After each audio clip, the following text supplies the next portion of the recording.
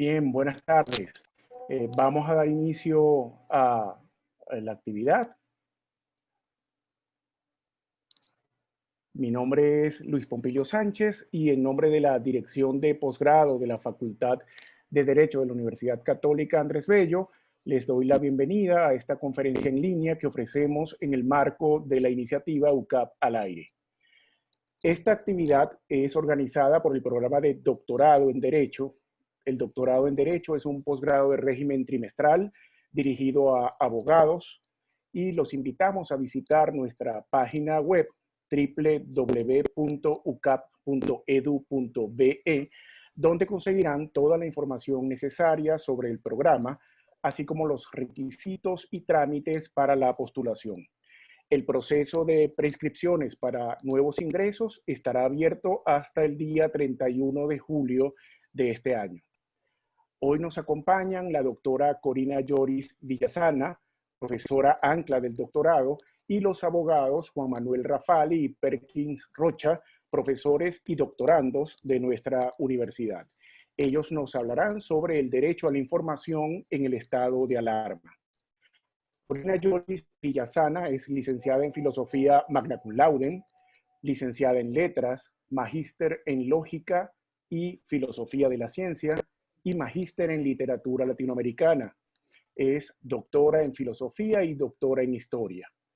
Entre muchos otros reconocimientos a su destacada labor profesional y docente, cuenta con la Orden Universidad Católica Andrés Bello en su única clase, con la medalla de oro de la misma universidad y el premio a la investigación filosófica Federico Riu. Es presidenta de la Sociedad Venezolana de Filosofía, vocal de la Sociedad Interamericana de Filosofía, miembro de la Academia Mexicana de Lógica y vicepresidenta para América del Sur de la Red Iberoamericana de Filosofía. Aunque la doctora Lloris es profesora titular jubilada de la UCAP con más de 39 años de servicio, sigue muy activa en la docencia. Entre otras actividades académicas, es profesora del curso de Filosofía Profundizada del Derecho de nuestro doctorado, materia en la cual me honra decir que fui su alumno. La profesora Lloris es autora de 6 libros y de más de 50 artículos publicados en revistas indexadas.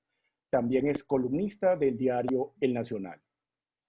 Por su parte, Juan Manuel Rafali es abogado, profesor de Derecho Constitucional y Procesal Administrativo en la Universidad Católica Andrés Bello, profesor de Entorno Regulatorio en el Instituto de Estudios Superiores de Administración IESA y doctorando en Derecho de nuestra universidad. Finalmente, el profesor Perkins Rocha es abogado, especialista en Derecho Administrativo, en Gerencia Pública, en Derecho Procesal y en Derecho Público. Es magíster en Derecho Administrativo y doctorando de la Universidad Católica Andrés Bello. Entre otros destinos públicos, el profesor Rocha ha sido Procurador General del Estado de Aragua, presidente de la Asociación Nacional de Procuradores de Estado, magistrado presidente de la Corte Primera de lo Contencioso Administrativo y magistrado conjuez de la Sala Electoral del Tribunal Supremo de Justicia. Es profesor de pregrado y posgrado de la Universidad Católica Andrés Bello, profesor de pregrado en la Universidad Arturo Michelena y profesor de posgrado en la Universidad José Antonio Páez. Es también articulista de El Nacional, así como de varios periódicos regionales. En nombre de la Facultad de Derecho y de su dirección de posgrado, agradecemos a los profesores Lloris, Rafali y Rocha por este valioso apoyo académico. Esta sesión tendrá una duración aproximada de 1 hora. En un primer espacio, los profesores nos presentarán su análisis y posteriormente responderán a sus preguntas y comentarios. Para esa dinámica final, les pedimos que por favor formulen sus preguntas a través de la sección Preguntas y Respuestas de la aplicación y no a través del chat. Esto nos permitirá atender sus interrogantes de manera más eficiente. Agradecemos su asistencia y esperamos que la actividad sea de provecho. Profesores.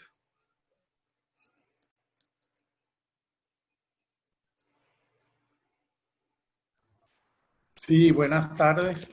Muchas gracias, profesor Pompilio Sánchez, por por la presentación y por ser nuestro anfitrión en la tarde de hoy. Muchísimas gracias a mi querida amiga y respetada profesora Corina Lloris, y a mi compañero del doctorado y buen amigo desde tiempos del pregrado en la Universidad Católica, Perkins Rocha. Y bueno, es un placer y un honor estar con ellos, ¿no? Escuché sus hojas de vida, su currículum resumido, y la verdad es que el mío fue resumidísimo, casi que me abochorné de poner en esta actividad pues la cara al lado de dos personas tan bien reputadas y de tanta trayectoria, ¿no? Bueno, en todo caso, pues vamos a tratar de cumplir el objetivo de esta actividad que, bueno, nos parece extremadamente oportuna, dada la situación que se vive en Venezuela a raíz de muchos factores y especialmente con motivo del decreto de excepción por alarma que está vigente y que, por cierto, estamos esperando una reedición, porque es lo que hace normalmente el Poder Ejecutivo cuando quiere burlar los términos de la Constitución en cuanto a los plazos máximos para los estados de excepción, y es lo que ha pasado, por ejemplo, con la emergencia económica. Yo rápidamente voy a empezar a hablarles de mi tema, que es el contenido esencial del derecho a la información.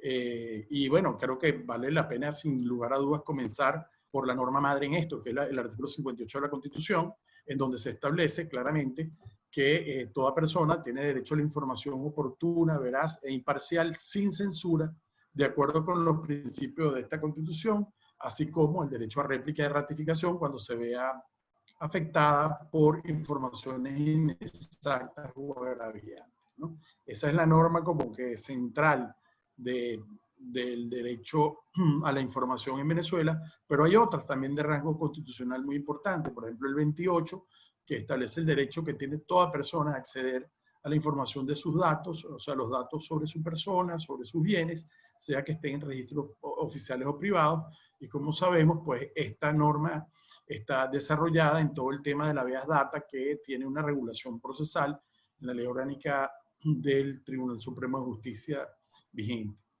También tenemos el artículo 108 de la Constitución, que establece la garantía por parte del Estado de servicios públicos de radio, televisión, redes de biblioteca y de informática, con el fin de permitir el acceso universal a la información. Ustedes mismos se podrán hacer una idea de ya es satisfecha en los términos en que merece la sociedad democrática venezolana. El 141 establece el carácter vicarial de la administración pública, debe estar al servicio de los ciudadanos, y establece como principio fundamental la transparencia, y la transparencia está estrechamente vinculada a la información. Y un artículo muy importante, finalmente, es el 143 constitucional, que nos da el derecho a los ciudadanos a ser informados oportunamente y verazmente por la administración sobre las actuaciones en que estén directamente interesados o interesadas los ciudadanos, y a conocer las resoluciones definitivas que se adopten sobre el particular. Obviamente, este concepto del interés particular y del interés general está desarrollado en la legislación y está referido también al tema de la legitimación activa. Pero en todo caso, lo importante es que esta norma obliga a la administración pública a permitirnos acceder a esa información, obviamente sin perjuicio de los límites aceptables en una sociedad democrática. Y hay aquí unos parámetros interesantes sobre los cuales regresaremos, que son los que determinan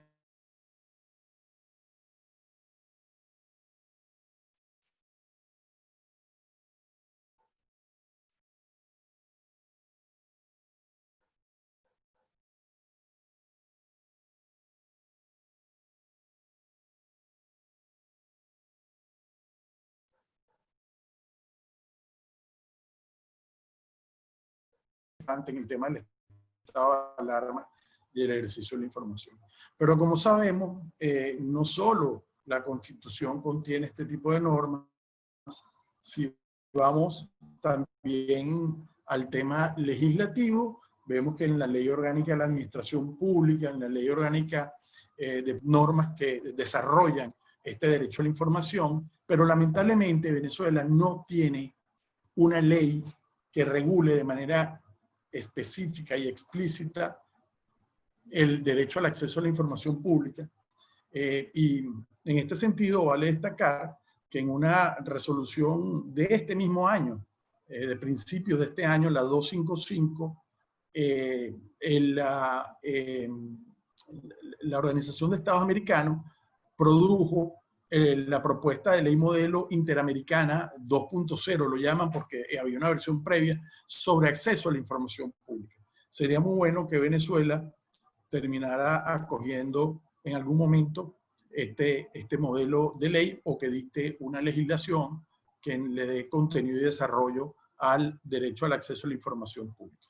Pero dentro del bloque de la constitucionalidad, que sabemos que está configurado no solo por la Constitución, sino por vía del artículo 23, también nos lleva a los tratados internacionales, a los acuerdos suscritos y que obligan a la República, y incluso a las sentencias vinculantes del Tribunal Supremo de Justicia, nos conseguimos con que a nivel internacional, la Declaración Universal de los Derechos Humanos, en su artículo 19, establece claramente como parte de lo que es el derecho a la libertad de expresión, el derecho de investigar y recibir informaciones y opiniones y difundirlas sin limitación de fronteras y por cualquier medio de expresión.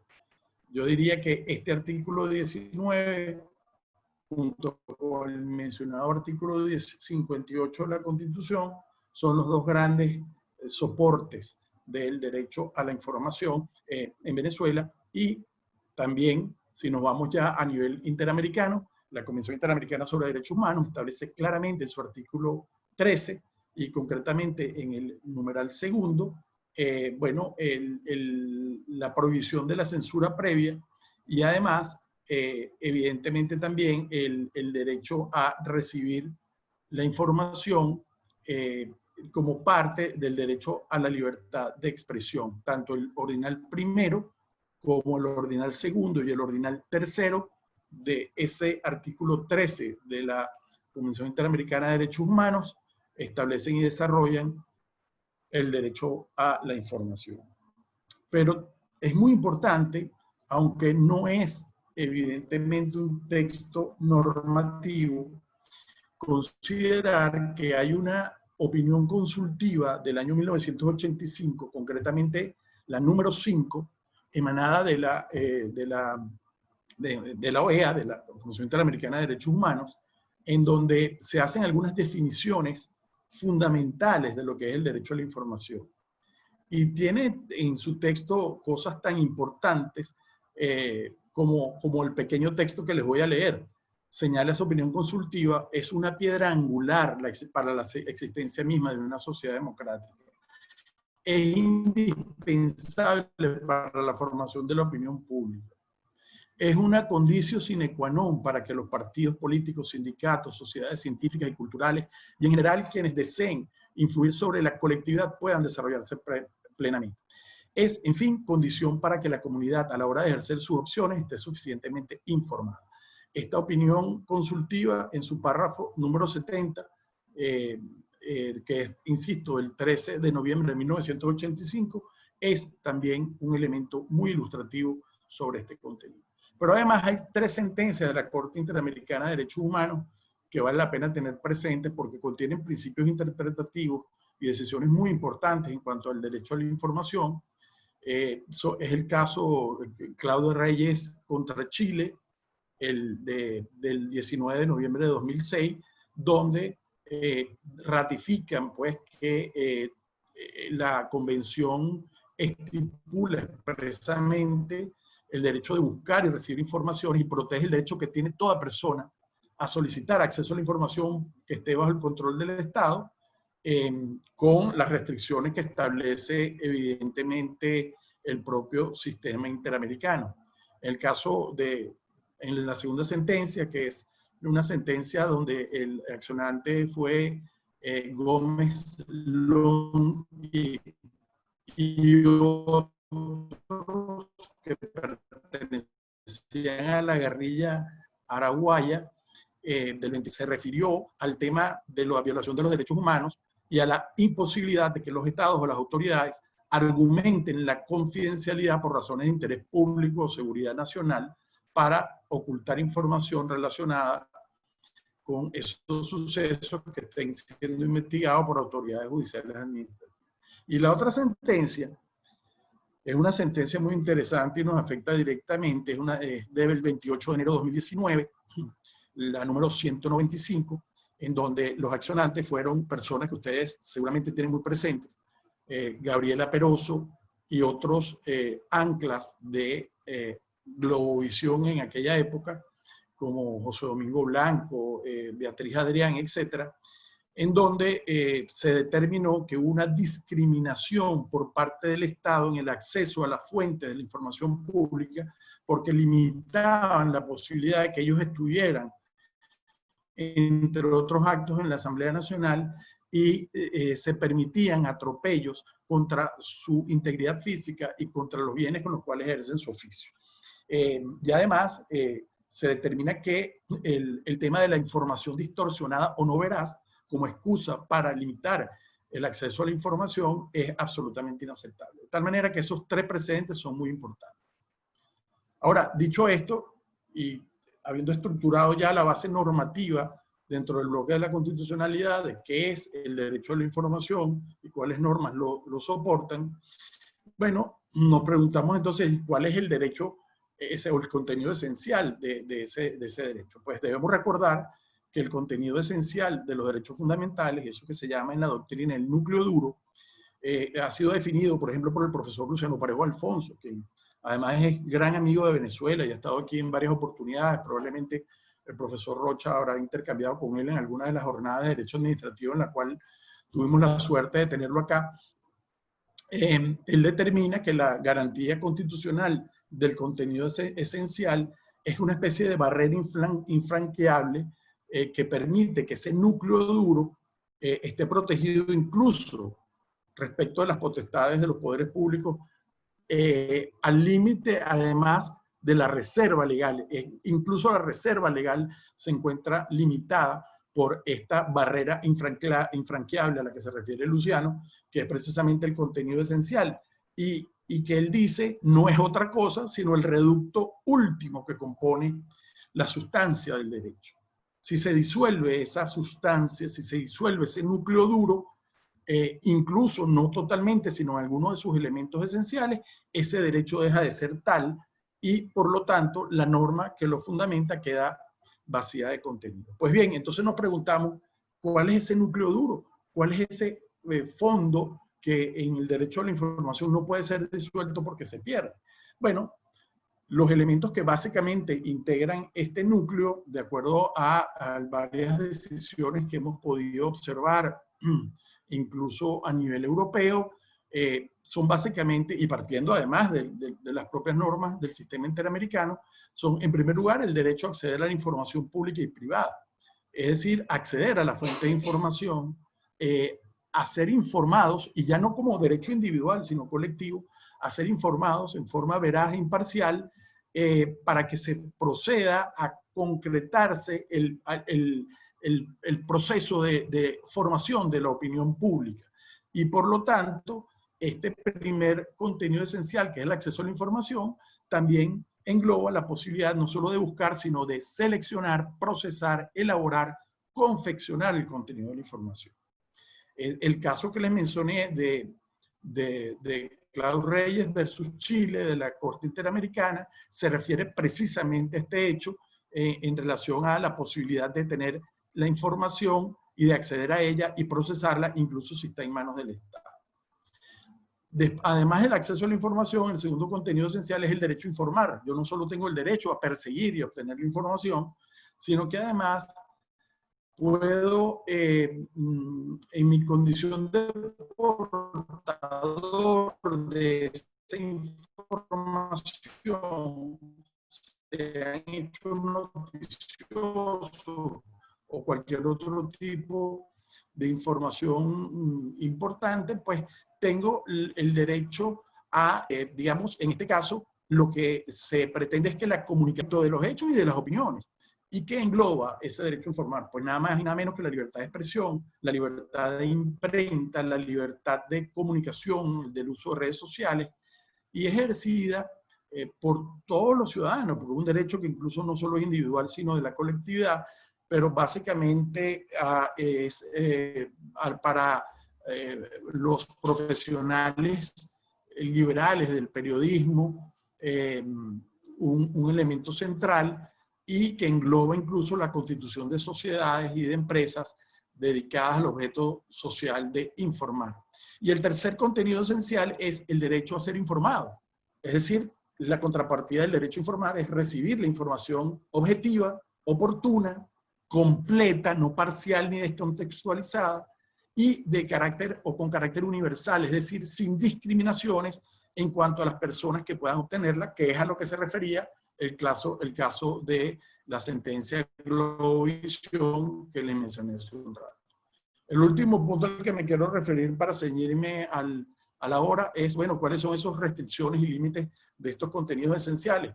Ya mencioné que el 143 de la Constitución tiene algunos elementos reveladores como la seguridad interior y exterior, la investigación criminal, la integridad o la intimidad de la vida privada. Pero el artículo 13.2 de la Convención Interamericana se refiere a los derechos relacionados con la reputación y a la protección de la seguridad nacional, el orden público o la salud o la moral pública. Entonces, este es un tema que con seguridad Perkins Rocha va a abordar porque es medular en el contexto del estado de alarma y su justificación.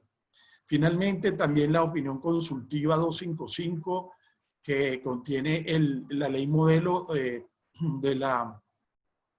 de acceso a la información, se refiere a que las restricciones deben implicar, si se divulga la información, un riesgo probable y específico que cause daño o pueda causar a intereses públicos. Y siguiendo una sentencia de la Corte Europea de Derechos Humanos, el caso Ciotis y Gris, establece que el interés público se refiere a toda información relevante o beneficiosa para la sociedad y no simplemente un interés individual cuya divulgación sea útil para el público en relación a las actividades que lleven a cabo los sujetos obligados, en este caso los estados, como información referente a la salud pública, medio ambiente y seguridad pública. En este sentido, el proyecto de ley establece que es una información confidencial, que es aquella que está referida más bien a información privada y que en ciertas ocasiones puede ser limitada o restringida, o la clasificación de información a nivel de información pública, que de una manera clara establece este proyecto de ley que no puede ser en ningún caso la información clasificada para ser sustraída del ámbito de ejercicio del derecho a la información antes de que haya sido generada, y además tiene que ser de manera individualizada y específica, no de manera general. No pueden haber clasificaciones o reservas genéricas en cuanto a la información, que además esas reservas siempre están vinculadas al interés público y a los derechos humanos. Por último, la opinión consultiva 5 del año 85 del sistema interamericano, al cual me he referido, señala que toda limitación del ejercicio de los ciudadanos a acceder a la información no solo afecta un derecho individual, sino un derecho a la colectividad a estar informada, y por lo tanto debe sujetarse a un control en el marco del test de la proporcionalidad.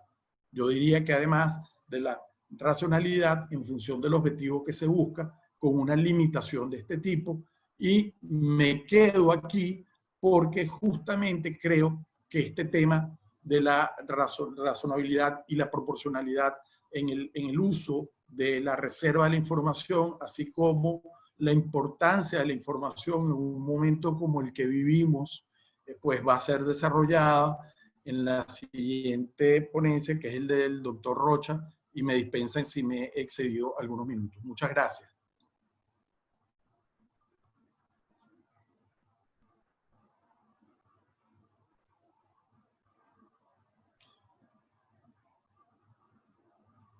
Sí, no sé si el doctor Rocha me está oyendo y puede comenzar su presentación o si hay algún tipo de inconveniente. Bueno, no, estoy esperando por Luis Pompilio que me dé el pase. No, adelante, profesor. Lo Así escuchamos. Sí. puedo prender entonces yo creo que la foto mía es más bonita que yo en persona. Buenas tardes, igualmente un agradecimiento a la universidad y el orgullo de permitirme conversar con mi profesora Corina Lloris y mi gran amigo Juan Manuel sobre un tema que ciertamente, como él ha señalado, es bien importante en estos momentos, ¿no? El estado de alarma y cómo el estado de alarma ha constreñido el derecho a la información. Ya nos aclaró suficientemente Juan Manuel la importancia que el derecho a la información tiene para una sociedad democrática y también nos aclaró de alguna forma la inclusión de este derecho dentro, la inserción de este derecho dentro del cúmulo de otros bienes jurídicos importantes y en este caso de orden constitucional y fundamental. El estado de alarma fue el primer nivel escogido por voy a llamarlo por respeto aquí a los presentes, gobierno, que yo considero que es un régimen, por el gobierno actual para atender la situación de la pandemia. Entiendo que ha ocurrido hasta ahora y debe estar muy próxima una prórroga. Hasta ahora se ha prorrogado 3 veces en el tiempo, desde que el 13 de marzo fue dictado el decreto en Gaceta Oficial del 13 de marzo del 2020, 6519. ¿Qué es el estado de excepción? Rápidamente, es importante en el tiempo que tengo, los 10 minutos, concretar esta primera parte porque es importante también romper con algunos mitos, ¿no? Comúnmente los ciudadanos creen que los estados de excepción son las suspensiones y estados de excepción son, digamos, la paralización de un derecho constitucional, meter en un congelador un derecho constitucional. Y resulta que lo que estamos realmente restringiendo o suspendiendo no es el derecho constitucional, es la garantía constitucional que de ese derecho se tiene. En pocas palabras, lo que se suspende con un estado de excepción es el desarrollo legal que se haya dado a un derecho constitucional. Y casualmente, este derecho de la información que estamos tratando hoy es de los derechos que expresamente el constituyente ha excluido de la carta, digamos, de posibles derechos a ser suspendidos o restringidos. El artículo 337, al cual se ha referido Juan Manuel recientemente, hace referencia a que ni el derecho de la vida, ni la prohibición de incomunicación o tortura, el derecho al debido proceso, el derecho de la información que estamos tratando y otros derechos humanos intangibles pueden ser objeto de suspensiones y restricciones. Es decir, estamos hablando de un estado de alarma que forma parte de un tema mayor, que es un remedio constitucional que ha establecido el constituyente para atender una situación crítica. Para esa situación crítica no se convierta en una situación cataclísmica constitucionalmente, ha, entre otras medicinas, incorporado el constituyente los estados de excepción. El constituyente del 99 utiliza una mala, digamos, una débil calificación de lo que es el estado de excepción. En vez de entrar a profundizar sobre su naturaleza de manera breve, lo que hace mención para calificarlo es a las circunstancias fácticas que lo provocan. Los estados de excepción, dice el constituyente, son aquellas catástrofes o circunstancias de hecho, y eso no es propiamente un estado de excepción. Esa es la causa de un estado de excepción. El estado de excepción es una situación que provoca una institución jurídica constitucional, que es aquella que permite afectar todo el orden público constitucional y de alguna manera afectar principalmente la normalidad del poder público. En concreto, dos poderes, el poder ejecutivo y el poder legislativo, pero por supuesto que sí afecta el resto de todos los poderes, a pesar que expresamente dice el constituyente que el poder público no debe detener su funcionamiento. En consecuencia, estamos hablando de una afectación extraordinaria que ocurre como medicina, al fin y al cabo, para atender una situación que puede llegar a ser fatal, fatal desde el orden político y constitucional. Nosotros en Venezuela estamos en lo que podríamos perfectamente llamar el primer nivel de atención, que es el nivel de alarma, porque nuestro constituyente, a diferencia del constituyente del 61, esta materia la trató de una manera muy interesante. Podemos ser muy críticos de este texto constitucional del 99, pero en cuanto a derechos humanos y en cuanto a garantías constitucionales, creo que es acertado el tratamiento de este constituyente vigente. Y una de estas es los decretos de sección. Aquí, a diferencia de la Constitución del 61, el constituyente subdivide los estados de sección en tres grupos: alarma, conmoción internacional, interna o nacional y situación de emergencia económica. Y nosotros nos encontramos en el primer nivel de ayuda, quizás el más leve dentro de el esquema que se plantea constitucionalmente, el esquema de alarma. Entonces, repito la primera idea. Estar dentro de un estado de sección, sea de alarma, de conmoción interna o situación económica, significa estar inmerso en una suerte de afectación del orden jurídico normativo y del desenvolvimiento normal del poder público. Se refiere a estar en una especie de circunstancia de jaque. Pero eso no significa que los derechos constitucionales estén reducidos, todo lo contrario. A lo que hago es que el núcleo del derecho constitucional lo preservo y su capa protectora, que es la ley, la suspendo o la restringo. Dejo el derecho y empiezo a crear entre el ciudadano, entre las estructuras públicas y el derecho constitucional, una normativa o una estructura excepcional que debe tener un tiempo límite de duración y debe estar adecuada en cuanto a los principios de proporcionalidad y razonabilidad en cuanto a lo que va a atacar, en cuanto a la enfermedad que va a atacar. Porque quiero que se queden con esta idea. Estamos en una situación de una medicina constitucional para atacar una enfermedad que puede llegar a ser peor. En todo caso, así podríamos nominalmente, una cosa que en la práctica se haya hecho lo contrario, pero nominalmente debiéramos decirlo así. ¿Y cómo encaja el derecho a la información dentro de esa afectación? Pues bueno, como ya lo dije expresamente en el artículo 337, el constituyente lo preserva y dice: no se metan con este derecho. Regulen todo lo demás, ejecutivo, dicten normas excepcionales, perentorias y, por cierto, limitadas, pero no me toque ni el derecho a la vida, ni me toque el debido proceso, ni me toque el derecho a la información. Imagínense ustedes la importancia que tiene entonces el derecho a la información dentro, de alguna forma, no solo el derecho interno, sino que esto es reflejo de toda una convencionalidad internacional donde los derechos humanos transversalmente han incorporado al derecho humano como un patrimonio inherente de la persona. Por mayor razón, el constituyente me dice: no me lo toques. Y si no me lo tocas, la pregunta, que es la pregunta del foro y que Juan Manuel y Luis Pompilio me dieron, la parte de las limitaciones al derecho de información en momento de alarmas, uno se pregunta: ¿tiene limitaciones el derecho de información en el momento de alarmas? Pues fíjense, es al contrario.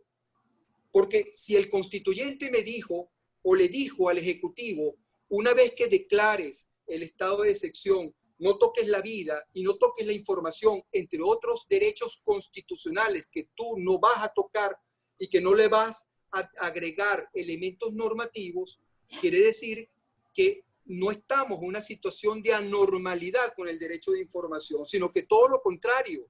En momentos como este, en momentos críticos, de consternación por razones de enfermedad, en consternación por razones económicas o en consternación por problemas internos o externos de orden público, quiso el constituyente en una sana interpretación hermenéutica, y en eso me ayudará la profesora Corina Lloris, que este derecho de la información se preservara precisamente en función de los derechos humanos.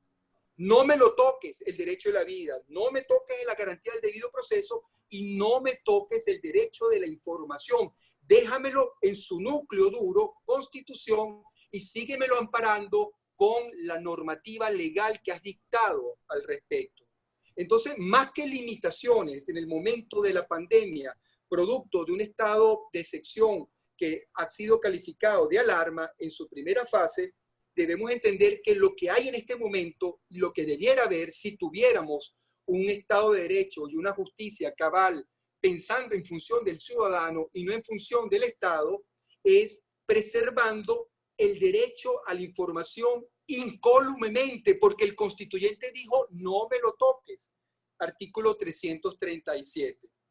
Entonces, pensar en límites en estos momentos es una tarea un tanto como arriesgada también, constitucionalmente hablando.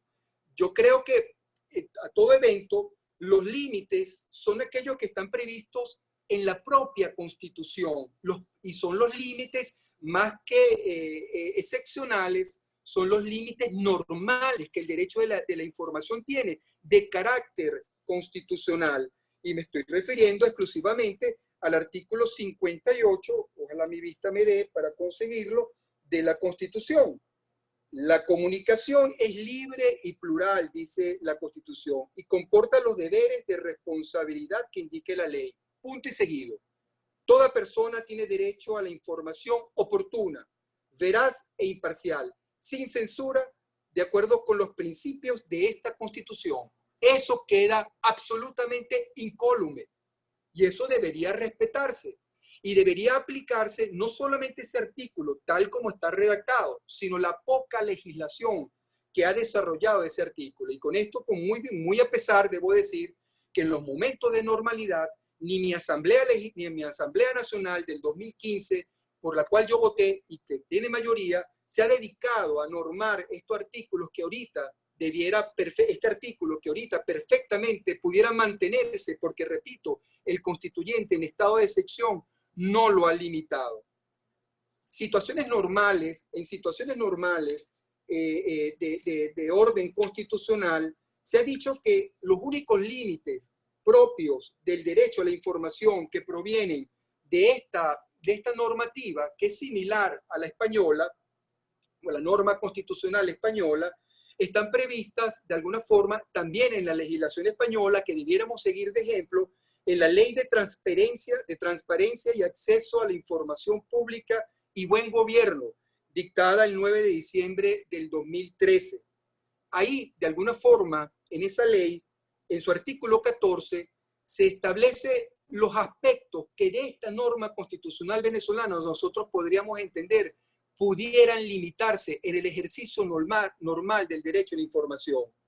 La seguridad nacional, la defensa, las relaciones exteriores, la seguridad pública, la prevención, investigación y sanción de ilícitos penales, la igualdad entre las partes, los intereses económicos y la política económica. Esos aspectos normalmente pudieran ser objeto de limitaciones si hubiese habido unas leyes ordinarias que en este momento, como consecuencia de esta cláusula constitucional que no restringe el derecho a la información, estuvieran vigentes en épocas de alarma. Recato esa última idea, en consecuencia, en momentos de alarma, en momentos de conmoción, en cualquiera de las variantes del estado de excepción prevista constitucionalmente, no se quiso que se suspendiera ni se restringiera el derecho a la información. Todo lo contrario. Como me estoy aproximando al final, para proteger esto, también se ha ideado constitucionalmente dos herramientas muy importantes, desde vieja data, por cierto. Una, la acción de amparo, que por cierto, la acción de amparo en su ley original, la de 1988-89, establecía como una causal de inadmisibilidad del amparo en el artículo 6, numeral 7, aquellos actos que eran objeto, aquellas circunstancias que eran objeto, producto de los estados de excepción. Ese artículo quedó, de hecho, directamente derogado por el artículo 27 de nuestra Constitución. El artículo 27 de nuestra Constitución establece la posibilidad de que sea revisado aquellos actos conculcatorios de derecho constitucional que sean de alguna forma consecuencia dictados en momentos de estado de excepción o restricción de garantías constitucionales. Ese artículo 27 es muy importante porque además de establecer el procedimiento de amparo, que es la única acción, digamos, extraordinaria que en un momento como este sería la idónea para utilizar por coartar o coaccionar la información, establece un muy importante acto seguido en el artículo 28, acción constitucional de protección del núcleo de la información. ¿Cuál es el núcleo de la información? El dato personalísimo, el dato en función del cual está vinculado directamente a mi vida privada, al desarrollo de mi proyecto de vida. Establece ese artículo constitucional, el 28, después de establecer en el 27 el procedimiento de amparo, una muy importante acción judicial que tenemos que tener presente, que es el habeas data. Es una compleja en su determinación, pero impactante acción constitucional para proteger el dato que de mí existe en alguna oficina o archivo público o privado y el manejo que de ese dato se esté haciendo, con una pretensión de destrucción, modificación o cambio que está también previsto que el particular puede utilizar, por supuesto, en contra de la administración pública cuando maneje un dato de ello, o por supuesto en contra de cualquier acto o administración privada. Por último, en el decreto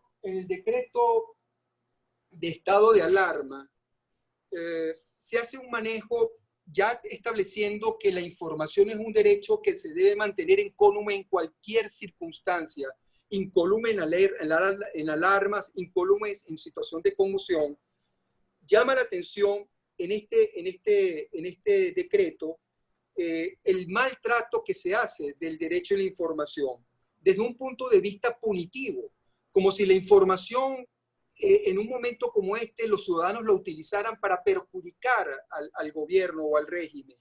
Y llama la atención cómo de manera flagrante se establece una norma absolutamente inconstitucional en el artículo 28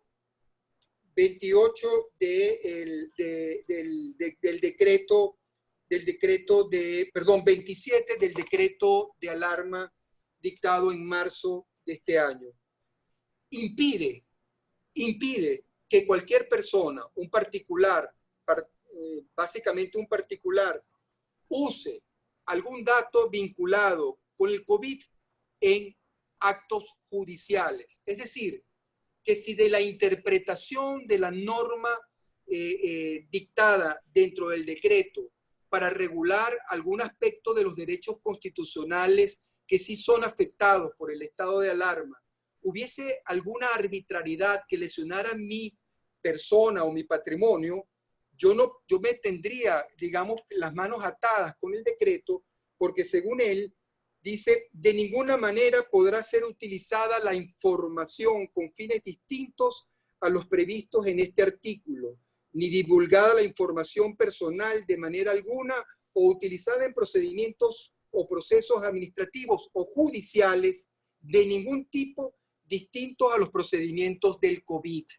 Es decir, que si yo obtengo una información que está siendo erradamente manejada en mi contra para fines que eventualmente me pudieran perjudicar en mi integridad física o incluso en mi integridad patrimonial, yo no pudiera utilizar ese dato para defenderme con un habeas data o incluso con un amparo, porque expresamente, según el artículo 27 del decreto, eso está expresamente prohibido. Normas inconstitucionales como esta en una situación donde más que Estado de Derecho carecemos es de justicia, llaman la atención. Mientras en este momento en Brasil se está presionando judicialmente al presidente Bolsonaro para que explique cuáles son los resultados de los exámenes que él se practicó con relación al COVID, y si es cierto que está sano, y eso ha sido planteado por un juez de primera instancia,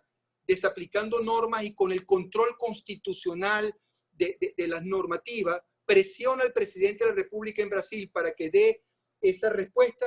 Imagínense ustedes el atraso en que nos encontramos, cuando en este momento hay varios periodistas detenidos por dar información, y la imputación que se ha hecho de ellos es de actos terroristas. Se le ha imputado el manejo de la información del COVID que ellos han dado en virtud de un hecho penal delictivo, vincularlos a actividades terroristas por dar información.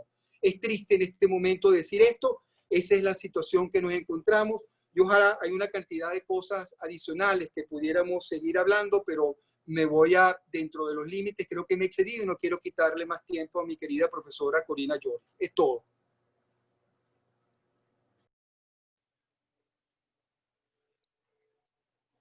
Gracias, profesor Rocha.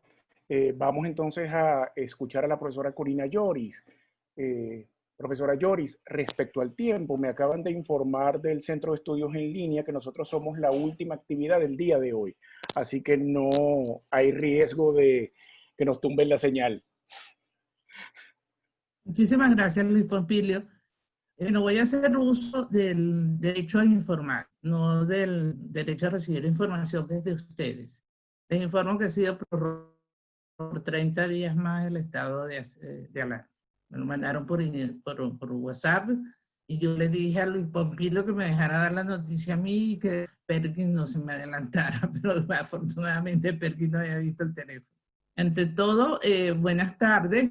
Le quiero agradecer a los organizadores de estas conferencias virtuales la invitación a participar, en especial a la facultad y el posgrado, el doctorado de Derecho, en las personas de Luis Pompilio Sánchez y Ninusca Rodríguez, que fueron quienes después me pidieron que interviniera.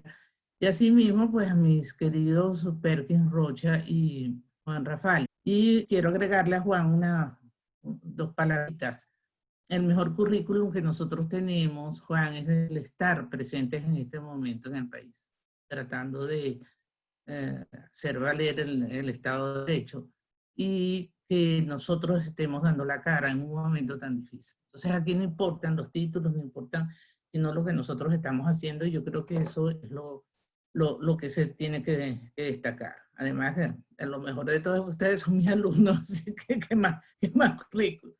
Entonces, bueno, para poder hacer uso del tiempo lo mejor que pueda, yo creo que a nosotros nos toca el importante tema del derecho a la información, y ya los especialistas en derecho pues nos han hablado del alcance y de los límites que eso tiene. A mí me corresponde enfocar el tema desde un ángulo bastante inusual, pero que es muy decisivo en este derecho. ¿Qué sucede cuando nos informan usando un mal argumento? ¿Cómo detectamos ese mal argumento? ¿Cómo diferenciamos el buen argumento del que no lo es? ¿Qué sucede cuando alguien, haciendo uso de la esfera pública, forja argumentos tramposos? Poseemos las herramientas conceptuales para diferenciar entre lo válido y factible de lo que no lo es. Por ahí hay una pregunta que habla de la posverdad. Vamos a hablar de las mentiras, ¿no? En todos los ámbitos de la vida laboral y personal, ponemos en juego nuestras capacidades discursivas apuntando a diferentes objetivos. Hacemos valer una propuesta de acción, justificamos una decisión ya tomada, tratamos de solucionar una disputa, tratamos de negociar un acuerdo favorable, entre otras de las actividades. En cualquiera de estas situaciones necesitamos recurrir a herramientas argumentativas que sirven tanto para gestionar y comunicar la información de la que disponemos, como para evaluar argumentos alternativos de quienes forman parte del proceso en el que estemos inmersos. Por ello, lo que correspondería, si estuviésemos en una clase, es reconocer los elementos constitutivos de una argumentación. Yo parto de que todos los que estamos aquí en este momento pues lo sabemos y nos damos cuenta cuáles son las razones que sustentan una determinada tesis que se está defendiendo. Esto nos ayuda evidentemente digamos, a diferenciar entre el buen argumento y el mal argumento, y sobre todo fijarnos en dónde están los defectos de los malos argumentos. Inevitablemente, uno de los terribles desaciertos de la democracia de la región latinoamericana, sin hablar de los autoritarismos, es la pavorosa y desoladora pobreza del debate público. Habría que recordar que Carlos Santiago Nino, filósofo y jurista argentino, uno de los que alcanzaron mayor notoriedad académica a nivel internacional en la segunda mitad del siglo XX, afirmaba, cito, que otra razón que afecta negativamente el valor epistémico de la democracia y que es posible encontrar en todo el mundo moderno es la pobreza del debate público. Hasta aquí la cita. Aún alejada en el tiempo, esa aseveración sigue estando vigente. Al hablar del derecho a la información, han venido a mi mente varias interrogantes. ¿Por qué esa pobreza en el debate público? ¿Por qué la ausencia de pensamiento propio y posturas reflexivas? ¿Estamos formados para contrarrestar esa pobreza del discurso? ¿Cómo ejerce el derecho de manera efectiva? Ya en la década de los 90, un famoso filósofo norteamericano, Lippmann, insistía en la necesidad de formar los ciudadanos responsables que aseguren la preservación de la democracia. Y esos ciudadanos se constituyen no en una educación basada solamente en el aprendizaje, sino en el desarrollo del pensamiento. Instituir así una ciudadanía exige la participación de un sujeto activo, no pasivo. Educar a un ciudadano activo requiere encaminar a ese joven al análisis cuidadoso, preparándolo para lograr un pensamiento abierto, así como darlo y oponerse a los automatismos y a todo pensamiento que revele la ignorancia de un pensamiento limitado. Así como hablamos de la necesidad de los buenos argumentos, es indispensable también hablar de los malos argumentos. Y de eso es lo que yo me ocupo hoy. Los dirigentes de las instituciones obligadas a informar sobre la situación en este estado de alarma en específico, lo del COVID, los medios de comunicación encargados de transmitir esos mensajes están obligados a darlos de forma veraz, clara, completa, todos estos adjetivos a los que se referían anteriormente Juan Manuel y Pérez. Pero ¿qué sucede cuando estos mensajes están llenos de vacíos, de énfasis inadecuados, de enunciados eludidos? El discurso público, la información sobre situaciones comprometidas, como las que se viven actualmente, obligan a lo que estoy señalando: claridad, objetividad y precisión. Cuando esto no se cumple, aparecen las falacias como un condimento indispensable para que el discurso cumpla el efecto que se está buscando. Bastaría con repasar rápidamente una lista de las falacias no formales y veríamos cómo surgen como agua de una fuente tales pseudo-argumentaciones. Vamos a precisar algunos términos, sobre todo aquellos que pueden estar utilizando el término falacia descontextualizada. ¿Qué lo entendemos por ella? Hay un famoso teórico de la argumentación de habla española, se llama Luis Vega Reñón, que ha escrito un libro fabuloso que se llama La fauna de las falacias, y dice: convengamos en llamar falacia a un mal argumento que de entrada al menos parece razonable o convincente y en esa medida resulta especioso. Fin de la cita. Bueno, especioso según el diccionario de la lengua española es aparente, engañoso. Por su parte, Irving Copy, en la introducción a la lógica, que también muchos de los presentes pues la conocen en el libro, la define como, cito, un tipo de argumento que puede parecer correcto, pero que mediante una revisión más minuciosa se prueba que no lo es. Las trampas que pone la falacia pueden evadirse cuando se comprenden los tipos de errores de razonamiento que provocan. Ambas definiciones señalan el aspecto propio de este tipo de argumentos. Son malos y son engañosos. En el discurso público, sea desde la tribuna política, sea desde los medios antiguos, se suele incurrir con relativa facilidad en una falacia que se llama falacia de autoridad. Yo voy a intentar, por favor, quiero decirle a la participante, pasar una que otra presentación, que no estoy muy segura que no me vaya a ocasionar algún problema en la recepción de la voz, ¿no? Vamos a ver si lo podemos hacer. Si no, pues se recurre subrepticiamente al testimonio, hecho o acción de un supuesto héroe o persona con cierto renombre para validar la posición que se intenta instaurar. Se toma como justificación concluyente, reemplazando la utilidad de la razón por el prestigio de la persona o grupo, pero sin aportar razones. En otras palabras, es una falacia donde la conclusión se basa en el criterio de una supuesta autoridad que no tiene legitimidad para reclamar su conocimiento como experto en cuestión. Los ejemplos más flagrantes de apelaciones indebidas a la autoridad aparecen en los anuncios testimoniales. Se nos incita a conducir a un automóvil de una marca determinada, perdonen, se me fue la pantalla, porque un golfista o un jugador de tenis afirma la superioridad de esa marca. Se nos incita a tomar una bebida de cierta marca porque alguna estrella del cine o de fútbol expresa su gusto por ella.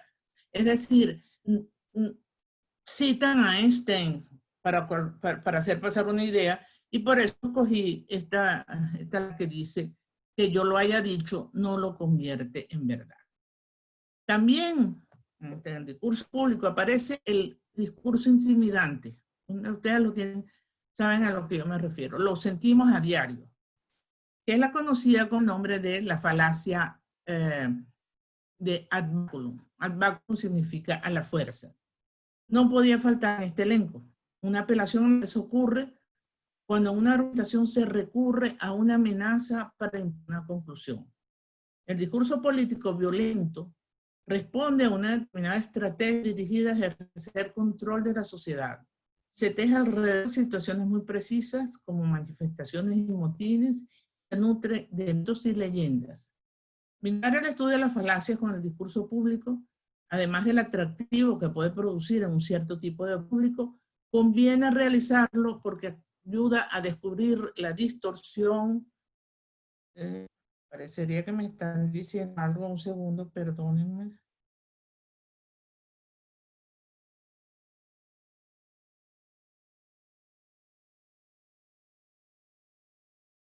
Bueno, está bien. Disculpen, pero yo creía que era conmigo lo que estaban, porque es que tenemos un chat para avisarnos si hay algún problema con la recepción. Parece que no hay problema. Entonces, además del atractivo que puede producir, conviene realizar porque ayuda a descubrir la distorsión de la comunicación entre quien argumenta y quien tiene el papel de receptor. El catálogo de es muy largo. Esto es imposible reseñarlo en el tiempo del que yo dispongo. Pero yo me voy a detener en 3 de ellas, muy comunes en estos terribles momentos de pandemia. Veamos el caso del argumento ad hominem, que es el argumento contra la persona. Se apoya en el ataque a la persona que adopta una postura. Un ataque ad hominem puede ser abusivo o sustancial.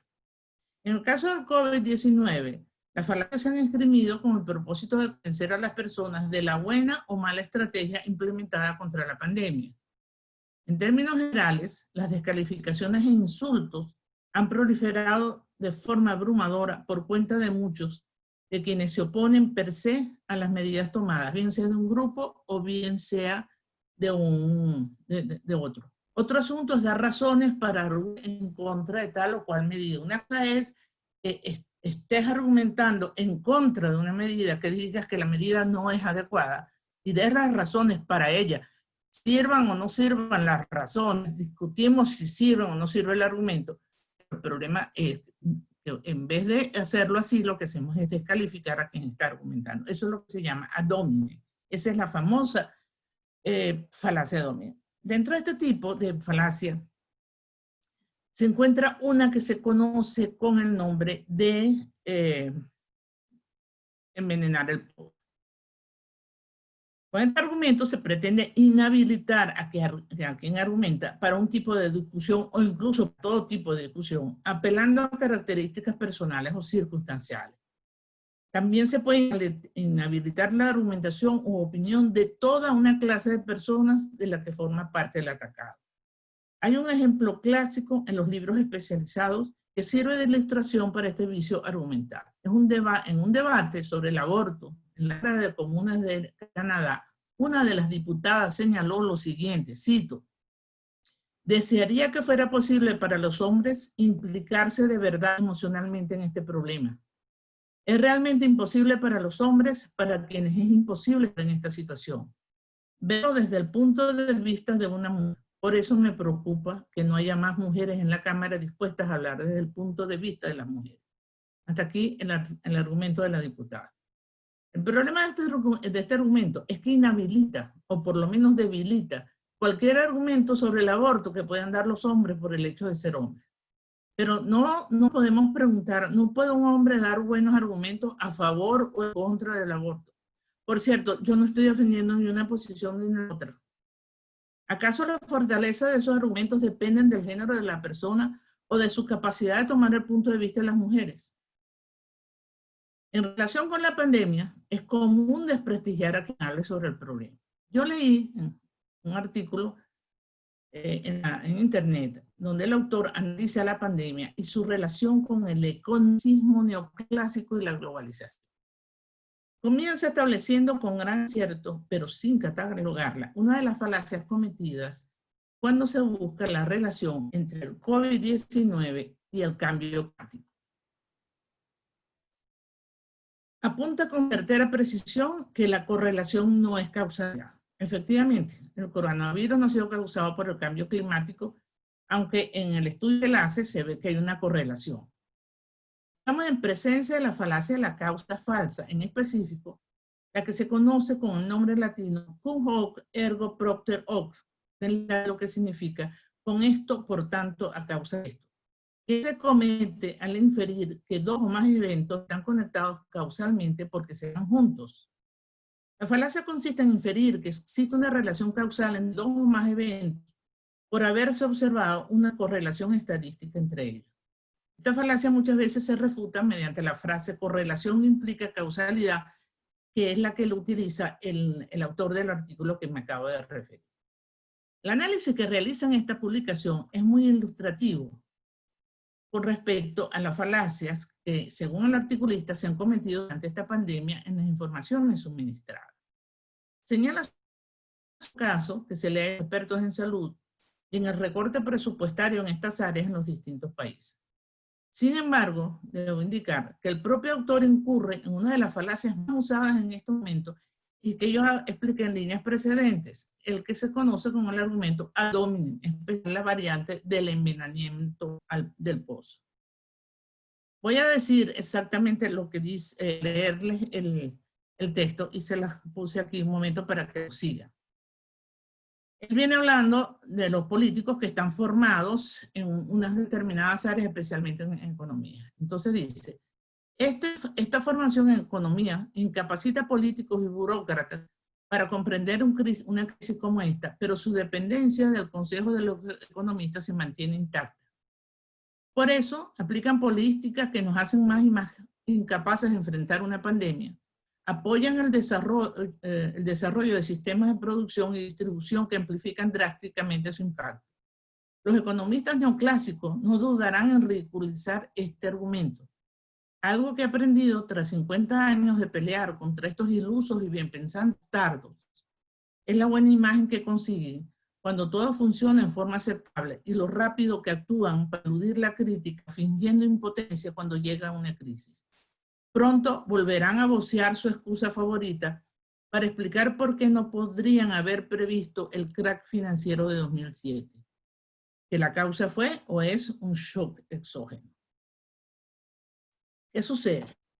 Yo creo que ya pueden haber identificado al menos la pretensión de inhabilitar la argumentación u opinión de toda una clase de personas de la que forma parte el atacado, en este caso los economistas.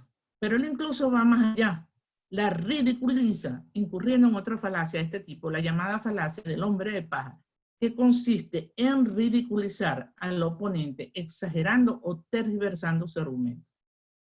Como yo no debo abusar del tiempo, voy a señalar otro de estos vicios argumentativos que proliferan en nuestros medios informativos y sobre todo en las redes sociales. Un argumento puede resultar defectuoso e inválido cuando hay un cambio de significado dentro de él y surge de cambios en el énfasis que se le da a las palabras o a sus partes. Cuando una premisa depende para su significado aparente de cierto énfasis, pero se extrae una conclusión de ella que depende del significado de las mismas palabras enfatizadas de manera diferente, se comete la falacia de énfasis. Uno de los subtipos de este argumento es la descontextualización. Se da el momento de sacar una oración de su contexto para así darle un significado completamente diferente al deseado por el autor del contexto original. Por lo general se usa para usar los argumentos de los demás en su contra. Quiero ver un ejemplo de lo que pasó. Esto está en el portal web de verificado Salud Lupa y se habla precisamente sobre la descontextualización de la recomendación del uso de tapabocas. La consecuencia de ello es muy grave, pues pone en riesgo no solo la salud, sino la vida de miles de personas.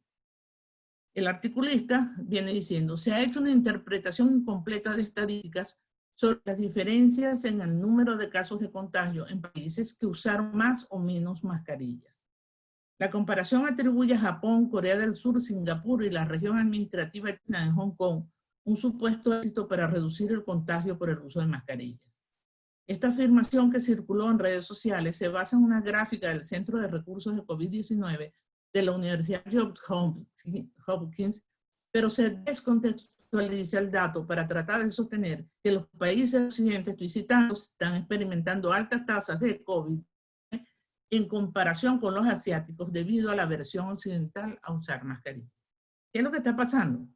Que al sacar de contexto que hay otras alternativas, digamos otras medidas, además del uso de la mascarilla, que se han recomendado como medidas más efectivas, que son las restricciones a la movilización, las cuarentenas y las pruebas masivas de detención, comete esta falacia de descontextualización.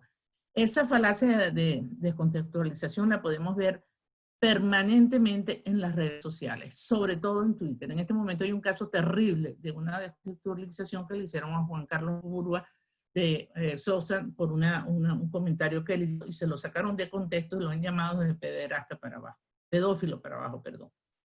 Este tema de la necesidad de reconocer los malos argumentos, las falacias, puede ser tratado exhaustivamente. Que sirvan estos ejemplos para mostrar que el ejercicio de la ciudadanía, el ejercicio de nuestros derechos conlleva ineluctablemente un continuo aprendizaje, una permanente educación. Este ciudadano que requiere con urgencia el país debe ser formado con programas de enseñanza que tengan suerte de gracia esencial, y esta no es más que un hábito filosófico consistente en la reflexión, el desarrollo del pensamiento crítico, en desarrollo de la autonomía de pensamiento. De esa forma, educar al estudiante, estaríamos creando también un ciudadano que no serviría a ciegas y pasivamente a cualquier individuo. No sería el individuo pasivo, acrítico, que tanto daño les hace a nuestras sociedades. Muchísimas gracias por su atención.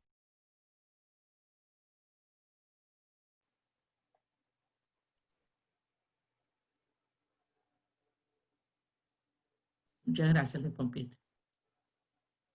Gracias a usted, profesor Lloris. Los invitamos a formular sus preguntas a través de la sección preguntas y respuestas de la aplicación.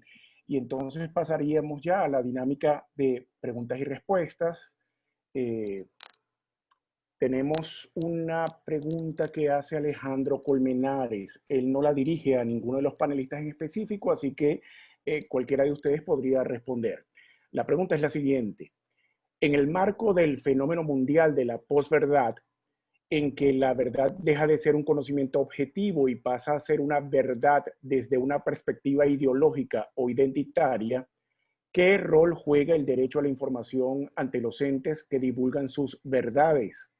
¿Censurar esa información implicaría a su vez una violación a tal derecho? No sé cuál de los panelistas quisiera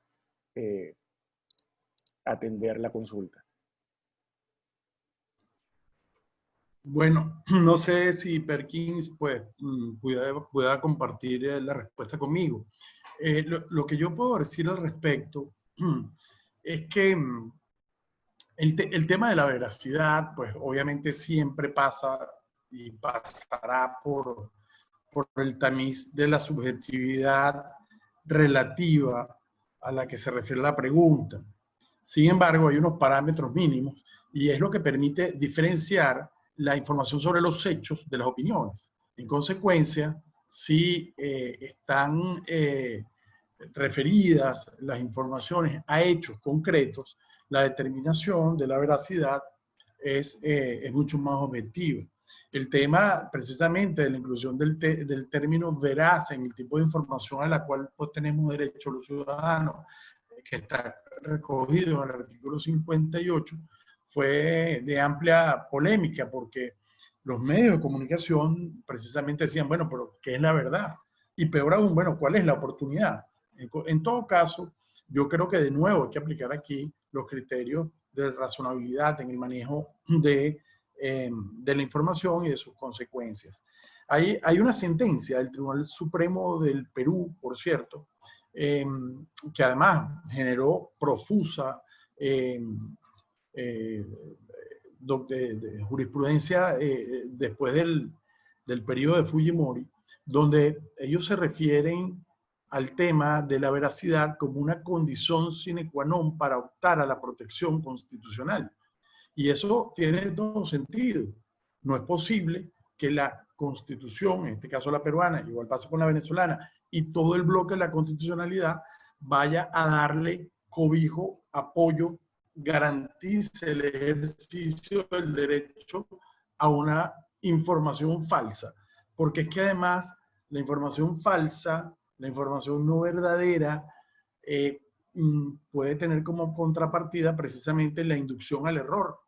Es decir, termina lesionando el derecho de quien supuestamente se va a informar. Y esto es muy importante y lo ato a la excelente intervención de la profesora Lloris con sus distintos tipos de falacia. Bueno, con el tema de las llamadas fake news, que incluso ahora van acompañadas hasta con audio.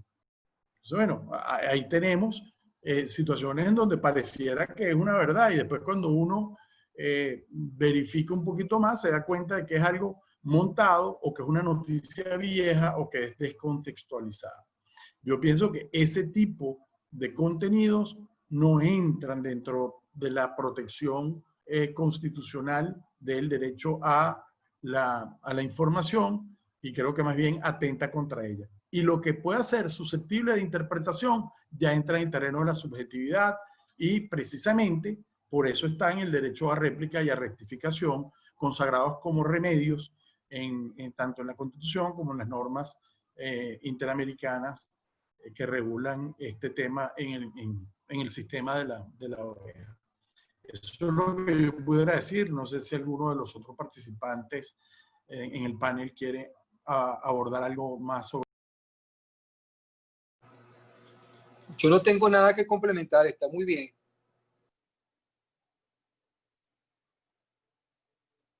Sí, gracias. Tenemos una pregunta del profesor Emilio Urbina. Él lo felicita por las ponencias y pregunta lo siguiente. ¿Cuál es su opinión sobre la información creada por inteligencia artificial? ¿Pudiera tratarse dentro del contenido de la libertad de información? Bueno, si me permiten, podemos seguir el mismo orden y Perkins que complemente, o por supuesto la profesora Lloris. Bueno, este es el tema de los trolls, ¿no? Es decir, el tema de las matrices de opinión generadas a partir de redes sociales sin ninguna base.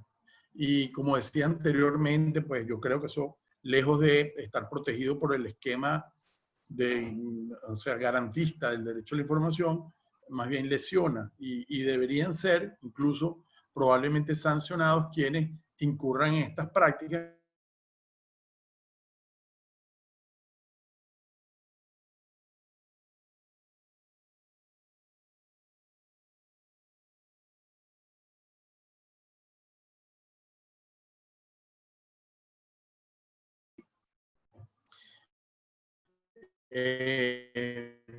Sobre el tema de la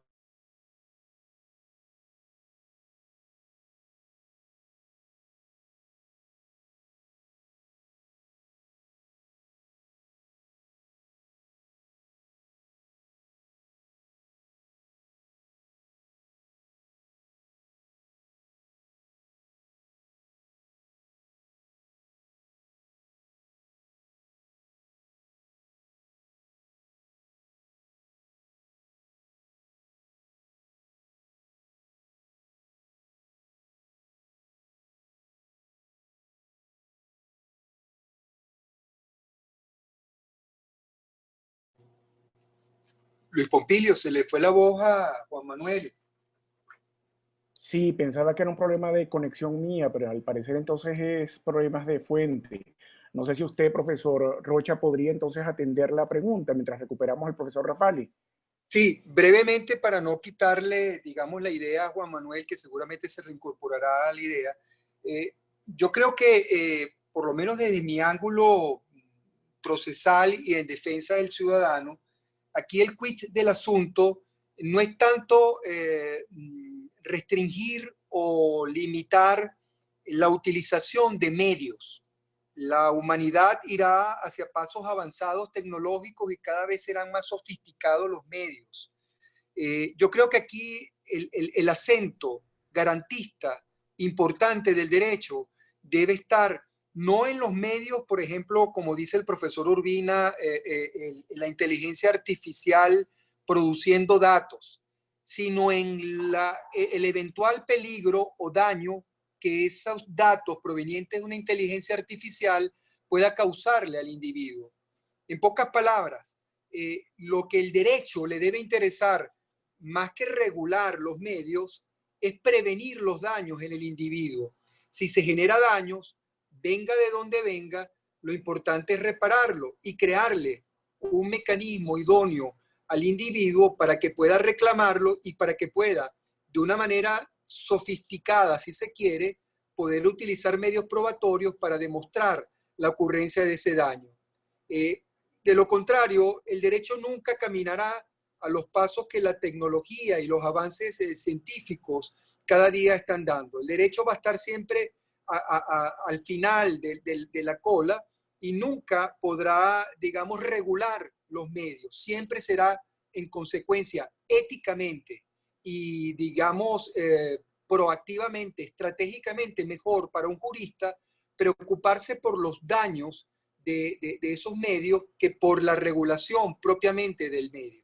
No sé si ya Juan Manuel estará en línea y pueda complementar, seguir con su idea. Sí, yo estoy aquí de nuevo, disculpen la falla de conexión. No, yo coincido plenamente con la respuesta que está dando Perkins. Lo que yo quería agregar, y fue donde creo que se perdió la señal para mi respuesta, es que además hay un elemento aquí que debe considerarse, que es el nivel masivo en que se puede generar la información falsa o engañosa, porque la potencialidad de daño a la sociedad es mucho mayor. Y en consecuencia, creo que está pasando algo muy interesante. Como bien decía Perkins, muchas veces los procesos judiciales, el contenido de la norma, corre exhausto detrás de la realidad social, ¿no? Como decía el profesor de Derecho Procesal de Echendía. Yo particularmente creo que está ocurriendo algo extraordinario, y es que la propia sociedad se convierte en garante de la veracidad de la información. Y uno ve que rápidamente las redes sociales se activan y dicen, eso no es cierto, eso es viejo, fíjate que hay un dato de una fecha que aparece en un letrero al lado que te indica que no es así. Bueno, y además, a fuerza de que eso ocurra, la sociedad va generando unos anticuerpos y se va a dar cuenta que efectivamente o es un troll o es una información manipulada, y de inmediato toma prudencia antes de regarla o de informar, aunque siempre hay gente que quiere, digamos, aumentar el número de seguidores en una red social o, bueno, yo siempre digo que no hay nada más peligroso que alguien bien informado, ¿no? Porque muchas veces están llenos de información que no es cierta y salen precipitadamente a divulgarla para eso, ¿no? Para un tema hasta de ego personal. Pero creo que se está produciendo esa conjunción de prevención a nivel de la sociedad ante este tipo de fenómenos con normas y sistemas jurídicos que deben evitar que esto ocurra, sin caer en el extremo, por cierto, de una sobreregulación, como es el caso de la ley contra el odio, hazme el favor, o sea, una cosa que realmente no es una ley contra el odio, sino una ley de censura ante el uso de medios digitales, que ya vemos que no ha podido ser aplicada con todo rigor, sino que en todo caso, pues selectivamente, pues hay víctimas de la mano larga del Estado en ejecución de ese tipo de disposición. Hasta aquí llego para no extenderme más. Gracias. Sí. Tenemos una pregunta de un espectador que no se identifica. Él plantea lo siguiente: ¿cómo creamos una cultura tendiente a un gobierno abierto? Hemos visto que el proyecto de ley de transparencia no ha tenido mucha cabida, no solo dentro del Parlamento, sino dentro de la ciudadanía.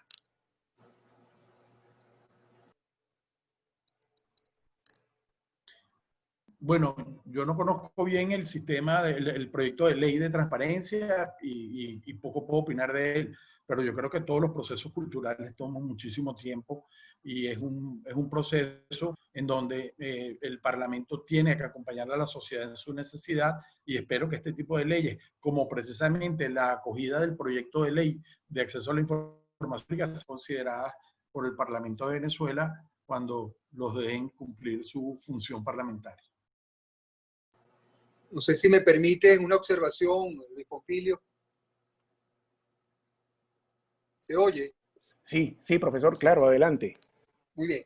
Yo creo que, como bien dice Juan Manuel, generar una cultura no es de un día hacia otro, pero estamos en un momento, quizás muchos de los que nos están oyendo dirán, otra vez lo está repitiendo, es hoy un momento dilemático, no solamente del derecho, sino de las ciencias y en general de las políticas de Estado.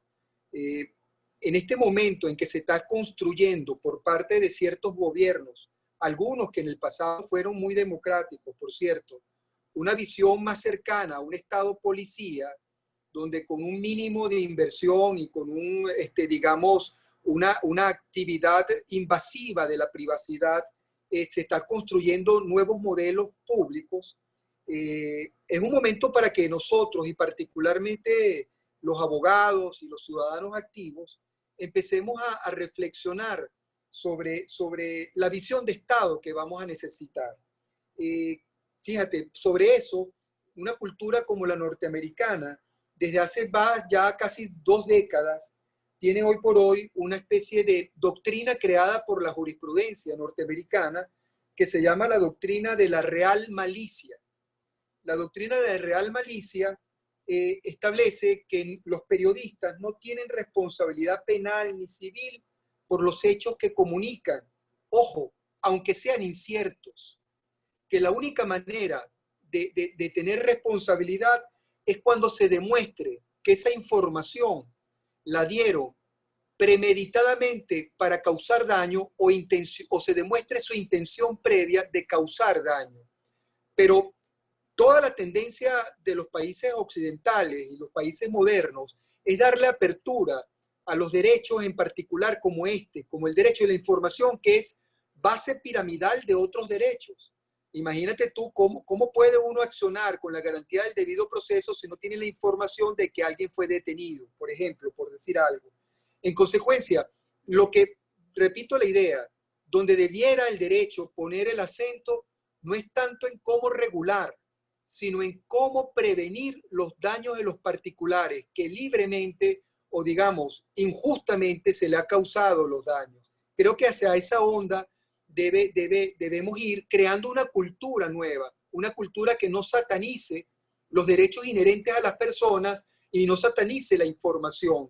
Yo creo que esa máxima de que es preferible muchas personas diciendo cosas inciertas a una persona detenida por decir la verdad, en este caso aplica también.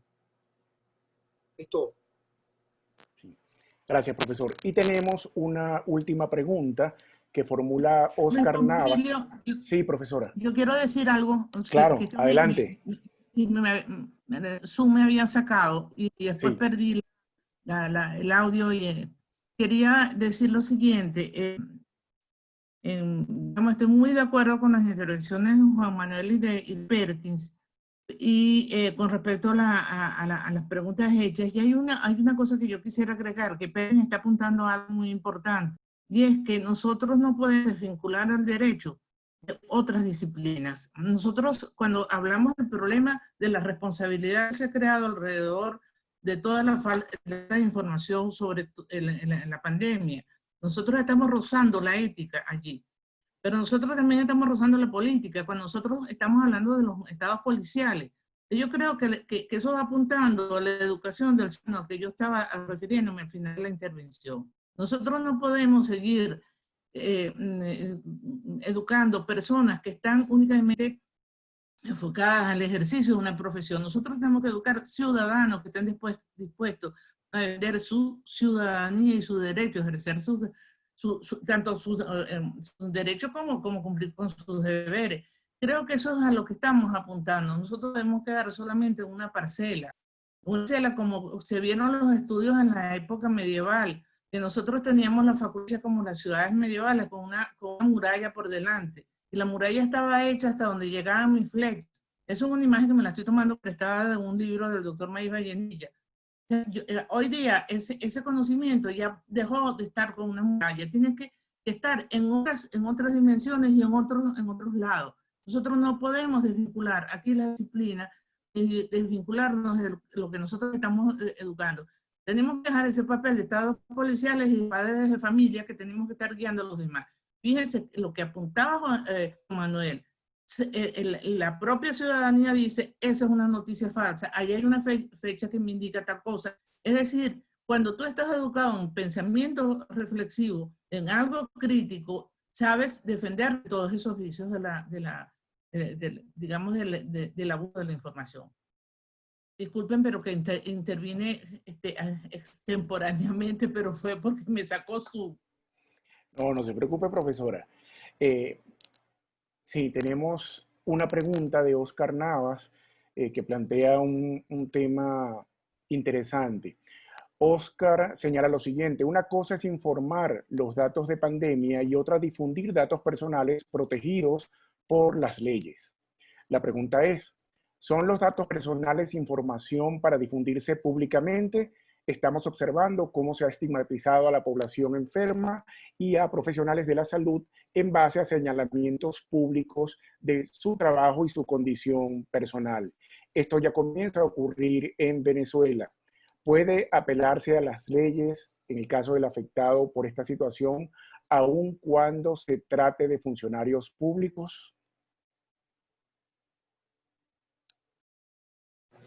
Si me permite, Luis Pompilio. No sé si es mejor apagar el video y se oye mejor o lo mantengo. ¿Está bien ahí? No, lo estamos escuchando bien, profesor. Ok. Bueno, la pregunta es bien pertinente, ¿no? Bien interesante y muy con el contenido del decreto.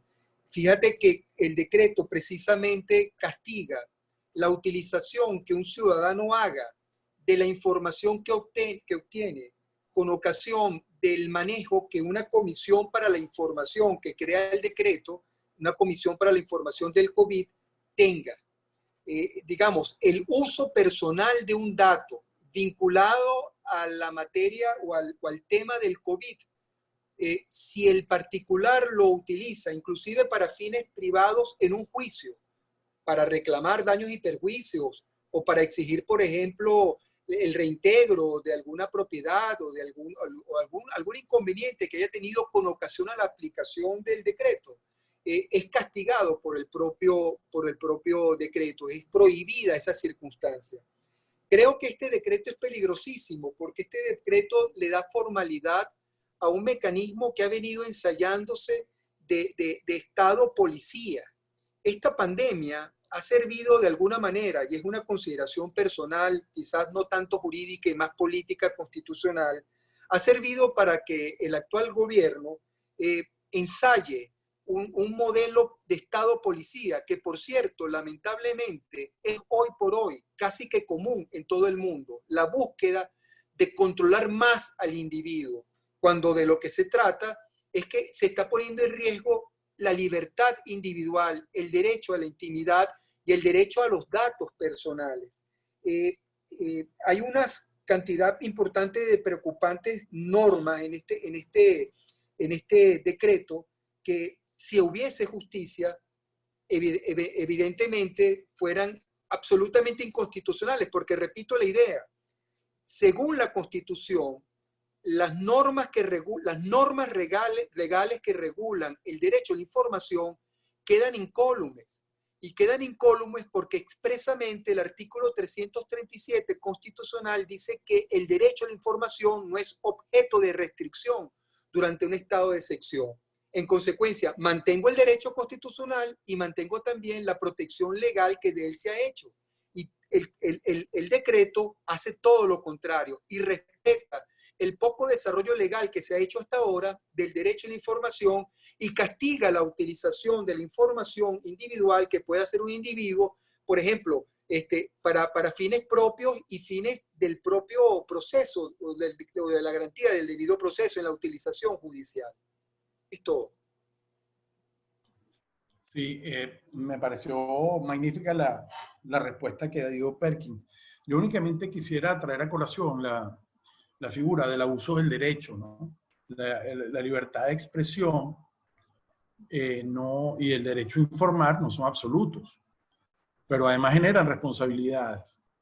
Y si una persona, producto del manejo que se hace de informaciones relacionadas a su persona, se ve afectada, incluso siendo ciertas las informaciones, le queda abierta la vía del reclamo y la protección por daños morales, el resarcimiento por daños morales, y puede activar los procesos que estime pertinentes en ese sentido. Además, siendo sujetos pasivos de una actitud como esas, nada más y nada menos que nuestros médicos que están dejando el pellejo en atender esta emergencia, parece que esto, y me apego a lo que dice la profesora Yoris de que no podemos ver el derecho como algo estanco, esto es vil y raya en una ausencia de ética reprochable por toda la sociedad cuando se asume una actitud de ese tipo. Eso era todo lo que quería agregar. Gracias. Gracias, profesor Rafali. Por último, tenemos una reflexión que hace el profesor Isaías Medina. El profesor Medina señala lo siguiente: lo que no puede llegar a las 3V de la inteligencia artificial, velocidad, volumen y variedad, es un derecho basado en una terminología rígida como la que tenemos. De allí que sea bueno hasta revisar nuestra terminología. El derecho si debe no solo aplicar un principio de previsión, riesgo conocido, sino el principio de anticipación, riesgo de riesgo. Es decir, una visión diferente del tiempo y del espacio en el derecho postmoderno. No sé si quieren hacer algún comentario sobre esta reflexión. No, yo primero quiero saludar a mi apreciado amigo y profesor Isaías Medina. Yo coincido con él. Yo creo que parte de lo que está ocurriendo con la tecnología de la información, con la velocidad, cómo ocurren los acontecimientos, su desarrollo y su información, y más aún bajo la experiencia que estamos viviendo actualmente, bueno, eso sin lugar a dudas obliga a un replanteamiento de la forma de crear y de ejecutar y de administrar la norma jurídica. Porque como decía antes, si el derecho siempre ha corrido detrás de la sociedad, bueno, ahora el derecho sigue a un paso que está muy detrás de los acontecimientos actuales. Y eso va a obligar a los parlamentos del mundo a tener que replantearse una cantidad de posiciones en relación precisamente a la técnica legislativa y al contenido de la norma jurídica. Eso es lo que pudiera en este momento señalar. Muchas gracias y un saludo al profesor Isaías Medina. Muchas gracias, profesores. Profesor Rocha, ¿quería añadir algo? Gracias a ti y lamentablemente me tengo que despedir por las razones que te expliqué. Muchas gracias. Sí, ya estaríamos por culminar la actividad. No sé si los profesores Rafal y la profesora Yoris quieren dar algunas palabras de despedida. Sí, Luis Pompilio, Perkins y Juan Manuel, yo les quiero agradecer esta invitación, este momento extraordinario que hemos pasado. Yo me he deleitado oyéndolos a ellos, hablando sobre sus especializaciones, y de verdad que creo que nosotros estamos contribuyendo en clarificar algunos grandes problemas que se nos están presentando en este momento. Así que muchísimas gracias, Perkins, muchas gracias, Manuel y por supuesto Luis Pompilio, quien nos ha facilitado todo lo que él ha estado al alcance de su mano. Y a todos los participantes, muchas gracias por su paciencia y su atención. Sí, bueno, yo subrayo y suscribo las palabras de la profesora Yori.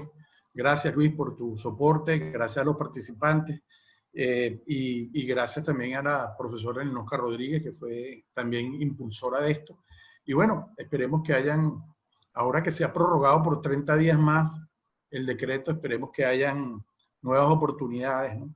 Y como la profesora Yori dio un tubazo, yo le voy a dar otro. Parece que ya designaron el CNE chimbo en el Tribunal Supremo, incorporando a Rafael Simón Urbina, a Rafael Simón Jiménez, Urbina, dígame Dios, si Rafael Simón Urbina llega a ser rector del CNS, pero imagina, pero no. Te traicionó el subconsciente. Así es, pero Rafael Simón Jiménez, Luis Gutiérrez, que no sé quién es, y 3 de los rectores que ya estaban, aparentemente, según reportan las redes y concretamente Vladimir Villegas, que está muy bien informado, van a integrar ese CNE en una declaratoria de omisión legislativa que no es, que es improcedente, que es absurda. Y bueno, seguiremos por el camino probablemente de la ilegitimidad del árbitro y la imposibilidad de generar un resultado electoral auténtico que legitime también el ejercicio de la función pública. No lo veo como una noticia buena, pero bueno, quién sabe, a lo mejor hay acuerdos políticos posteriores o por debajo de la mesa que uno desconoce. Me despido con esa información simplemente que debe verificarse probablemente, hablando del derecho a la información en las próximas horas o quizás minutos. Muchas gracias, profesor Luis Pompilio, y a todos los asistentes de nuevo. Saludos. No, muchas gracias a ustedes. Gracias a la profesora Corina Lloris, a los profesores Juan Manuel Rafali y Perkins Rocha por esta interesante disertación. Y gracias a ustedes, a los participantes, por su asistencia y sus intervenciones. Los invitamos nuevamente a visitar nuestra página web www.ucap.edu.be, donde podrán conocer nuestra oferta en estudios de cuarto nivel. La Facultad de Derecho de la Universidad Católica Andrés Bello cuenta con programas de ampliación, programas de estudios avanzados, especializaciones en diversas áreas del saber jurídico y con el doctorado en Derecho. Recuerden que las preinscripciones para todos nuestros programas están abiertas hasta el 31 de julio de este año. Los invito también a seguirnos en nuestras redes sociales. A través de ellas podrán informarse sobre la programación de nuestras actividades y las conferencias a futuro que estamos preparando desde la facultad en el marco de la iniciativa UCAP al aire. Esas redes sociales son @enlaucap, @postgradoucap y @UCAP virtual. La grabación de esta conferencia va a ser publicada en las próximas horas en los canales y redes de la Escuela de Derecho y de los estudios de posgrado de la Universidad Católica Andrés Bello. Muchas gracias y feliz tarde.